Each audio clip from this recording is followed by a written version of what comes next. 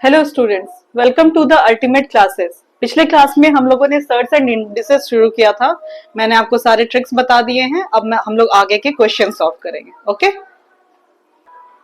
तो क्लास यहाँ पे ध्यान दीजिए। आज की क्लास का सबसे पहला क्वेश्चन है, if x equal to Y to the power a and y equal to z to the power b and z equal to x to the power c, then find the value of a b c। ठीक है, तो यहाँ पे क्या लिखा हुआ है, z equal to x to the power c। और यहाँ के y के फॉर्म पे लिखेंगे तो क्या लिखेंगे हम लोग, z to the power b अगर करेंगे तो x to the power b c। ठीक है, क्लियर है, क्योंकि उसको सेम करना है तो z to the power b को हम लोग क्या लिख सकते हैं, y equal to x to the power b c। समझ में आया।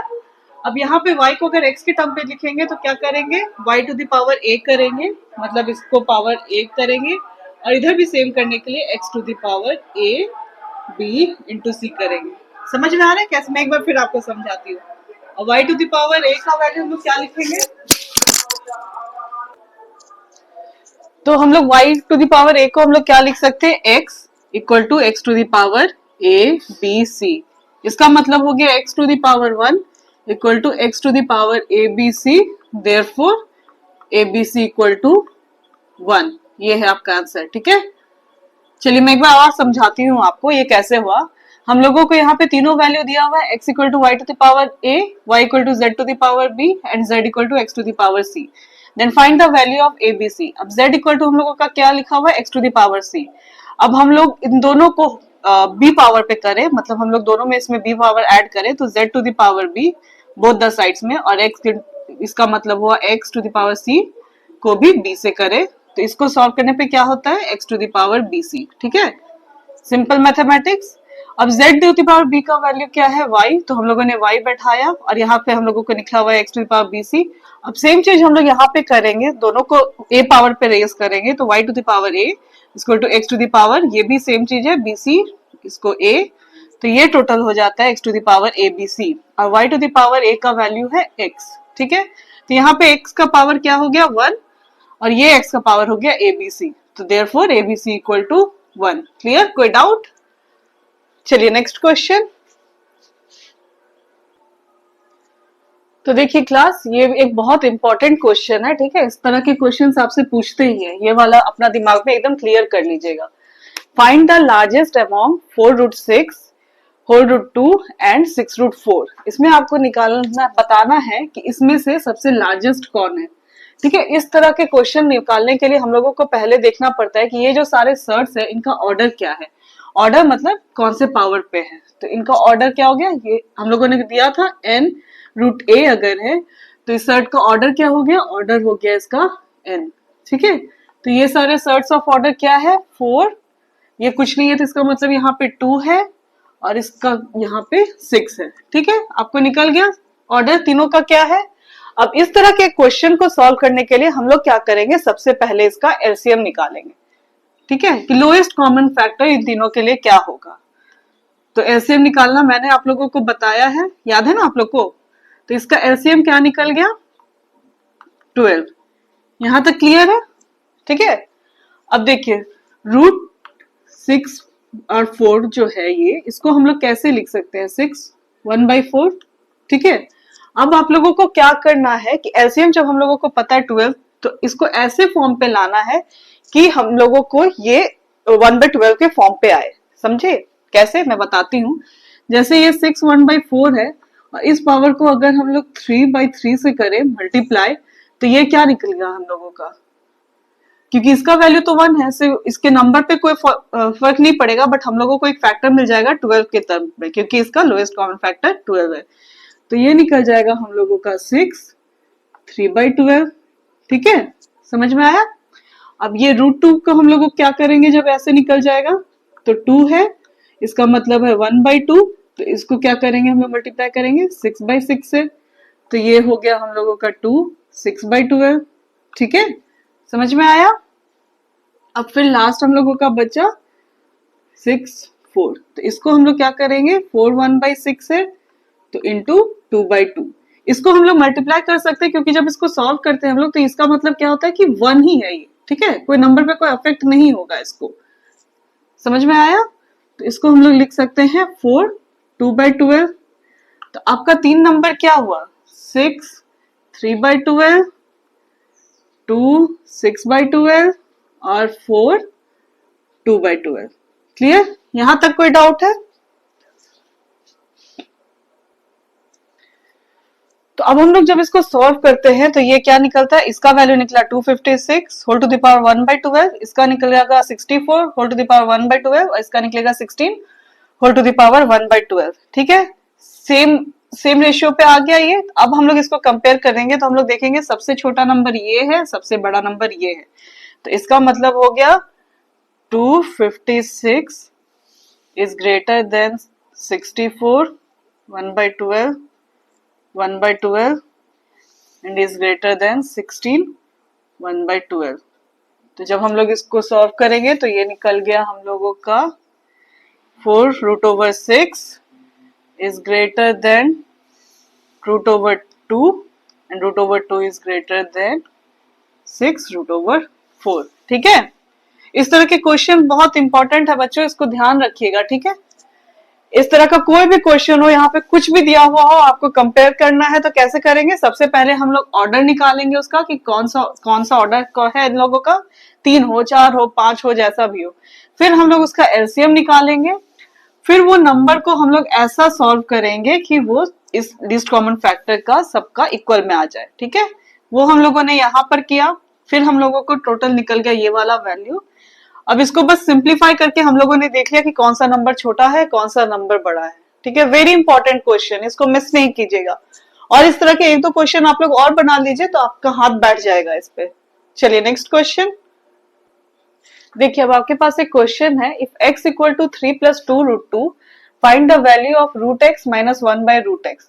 ठीक है, आपको निकालना है √x - 1/√x। ठीक है, इसको हम लोग निकालेंगे। सबसे पहले हम लोग यहाँ देखते हैं x का वैल्यू क्या है, 3 + 2/√2। तो 1/x का वैल्यू क्या हो जाएगा, पहले ये हम लोग निकाल लेते हैं। तो ये हो जाएगा 1/3 + 2√2 इंटू 3 - 2√2 इंटू 3 - 2√2। ठीक है, यहाँ तक तो कोई डाउट नहीं है। इसको सिंप्लीफाई करने के लिए हम लोग ये नंबर से डिवाइड करेंगे ताकि ये a² - b² के फॉर्म पे आए और फिर हम लोग इसको सॉल्व करेंगे। ठीक है, तो ये हो गया हम लोगों का 3 - 2√2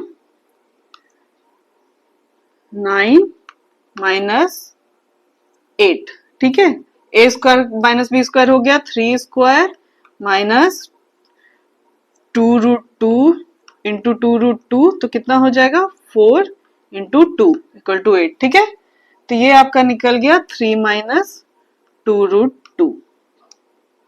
क्लियर, 1/x का वैल्यू। अब हम लोगों को निकालना है √x - 1/√x का वैल्यू। ठीक है, अब हम लोग इसको अगर स्क्वायर करते हैं तो इसका वैल्यू क्या निकलेगा, x + 1/x - 2। ठीक है, क्यों निकलेगा देखिए, √x का होल स्क्वायर जो फॉर्मूला होता है a² - b² का फॉर्मूला, वो उसमें हम लोग पुट करेंगे √x का whole square -2 into √x into 1/√x।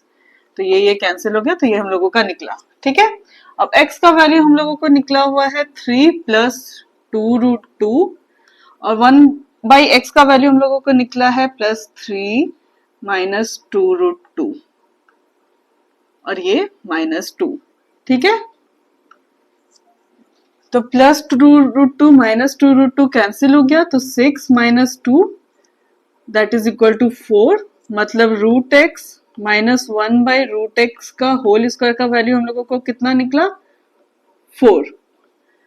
तो √x - 1/√x का वैल्यू क्या निकलेगा, √4 दैट इज 2। ठीक है, क्लियर।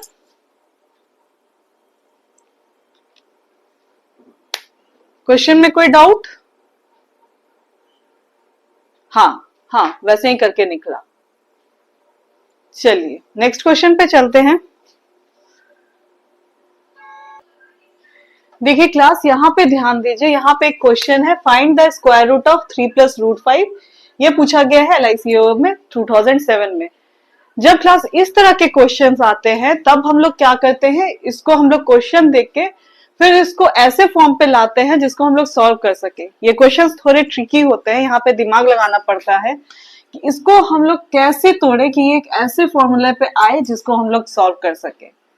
समझे, हम लोग को क्या निकालना है, 3 प्लस √5 का स्क्वायर रूट। ठीक है, अब आप लोगों को ये प्रैक्टिस बहुत सारा करना पड़ेगा, तब जाके आप लोगों के दिमाग में बैठेगा कि अच्छा इसको हम लोग इस तरह से बैठाएं तब ऐसे बन सकता है, ऐसे करें तब ऐसे बन सकता है। ठीक है, तो हम लोग को मैक्सिमम टाइम पे हम लोगों को क्या करना है, a+b² a-b² इस तरह के फॉर्म पे आए कि वो सॉल्व करने लायक कंडीशन में हो जाए, क्योंकि इसको हम लोग सॉल्व नहीं कर सकते हैं। क्लियर? चलिए आइए तो देखते हैं इसको कैसे बनाएंगे हम लोग। देखिए क्लास, यहाँ पे ध्यान दीजिए, हम लोग इसको इस तरह से लिख सकते हैं √3 + 2 √5/4। देखिए सेम चीज है, हम लोगों ने बस ये पुट किया है यहाँ पे। 2 को अगर अंदर लेके जाएंगे तो ये 4 हो जाएगा, तो इंटू 4 हो गया था, तो ये 1 ही मल्टीप्लाई किया है हम लोगों ने। तो इसको बस एक तरीके में लाने के लिए हम लोगों ने इसको ऐसे लिखा है। ठीक है, अब 3 को हम लोग ऐसे लिख सकते हैं, देखिए ध्यान दीजिएगा, 5/2 + 1/2। 3 को इस फॉर्म पे लिख सकते हैं ना, देखिए कैसे, 5/2 + 1/2, तो ये हो गया 6/2, तो इसका मतलब 3। ठीक है, हम लोगों ने उसको उसी फॉर्म पे लिखा ताकि वो एक फॉर्मूले पे बैठ सके हम लोगों का। और इसको हम लोग लिख सकते हैं +2 इसी फॉर्म पे 5/2 × 1/2 लिख सकते हैं। ठीक है, कहीं कोई डाउट? हम लोग इसको तोड़ रहे हैं ताकि एक फॉर्मूले पे बैठ सके। ठीक है,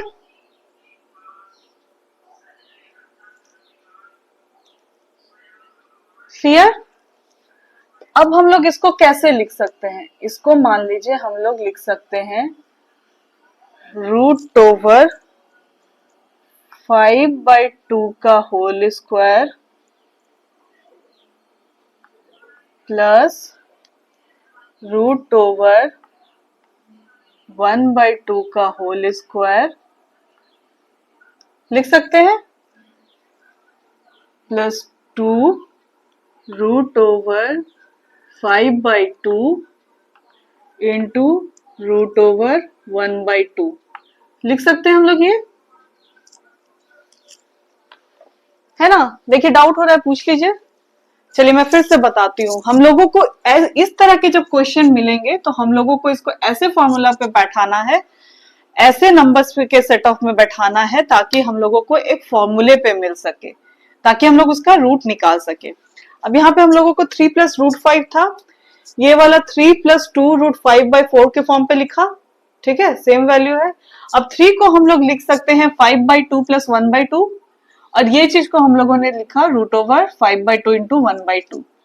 ठीक है, क्यों? क्योंकि हम लोग सबसे पहले कोशिश करेंगे उसको a+b² के फॉर्म पे बैठाने का या a-b² के फॉर्म पे बैठाने का, तब हम लोगों को ये सॉल्व हो जाएगा। ठीक है, अब मान लीजिए हम लोगों ने √5/2 को a माना और √1/2 को b माना। ठीक है, तो ये बैठ रहा है इस फॉर्मूले पे, a² + b² + 2a × b बैठ रहा है ना।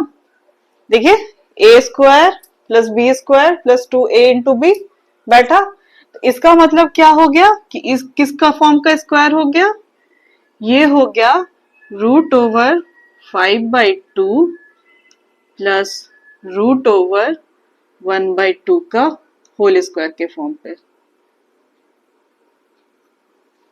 है ना।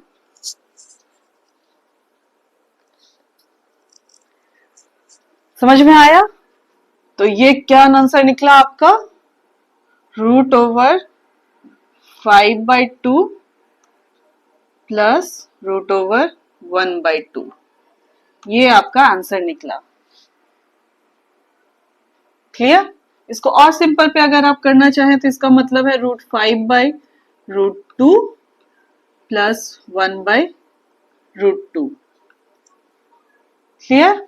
तो इसका मतलब हुआ √5 प्लस 1 बाई √2। ठीक है, ये हो गया इसका आंसर। समझ में आया बेटा? इस तरह का क्वेश्चन बनाने के लिए आपको बहुत सारा प्रैक्टिस करना पड़ेगा। मैथ्स एक ऐसा सब्जेक्ट है जिसको आप जितना प्रैक्टिस कीजिएगा उतना आपका हाथ स्मूथ होगा, उतना जल्दी जल्दी आप आंसर्स बनाइएगा। ये जब टफ लेवल का क्वेश्चन पूछा जाता है तब पूछा जाता है। ऐसे नॉर्मली तो आपको जैसे मैंने क्वेश्चंस बताया वैसे ही पूछे जाते हैं, बट जब इस तरह के क्वेश्चन आएंगे तब आपको थोड़ा अपना दिमाग लगा के इसको बैठाना पड़ेगा इस तरीके से, तब जाके आपका क्वेश्चन बनेगा। मैथ्स के लिए आप शॉर्टकट नहीं लगा सकते हैं कि भाई थोड़ा कुछ कर लिया उसके बाद हम लोगों का हो जाएगा, बस इतना ही पढ़ लिया। ऐसे नहीं चलता है। इस मैथ्स एक ऐसा चीज है जिसको आप मेहनत करते जाइए, प्रैक्टिस करते जाइए, तो आपका हाथ हमेशा स्मूथ रहेगा। अब मुझे तो ऐसा लगता है कि मैथ्स इंसान को कभी छोड़ना नहीं चाहिए। चलिए नेक्स्ट क्वेश्चन पे चलते हैं। अब देखिए यहाँ पे एक क्वेश्चन है, if 2 to the power x equal to 3 to the power y equal to 6 to the power z minus z, find the value of 1 by x plus 1 by y plus 1 by z। ठीक है, तो यहाँ पे सबसे पहले हम लोग क्या मान लेते हैं कि late 2 to the power x equal to 3 to the power y equal to 6 to the power minus z equal to k। ठीक है, तो 2 का वैल्यू क्या हो गया, k to the power 1 by x, 3 का वैल्यू क्या हो गया, k to the power 1 by y, और 6 का क्या हो गया बताइए, k to the power -1 by z। ठीक है, माइनस में पावर है इसी वजह से। ठीक है, यहां तक कोई प्रॉब्लम? तो अब हम लोग क्या जानते हैं कि 2 into 3 होता है 6। क्लियर? अब हम लोग इसको क्या लिखेंगे, k to the power 1 by x into k to the power 1 by y equal to k to the power -1 by z। ठीक है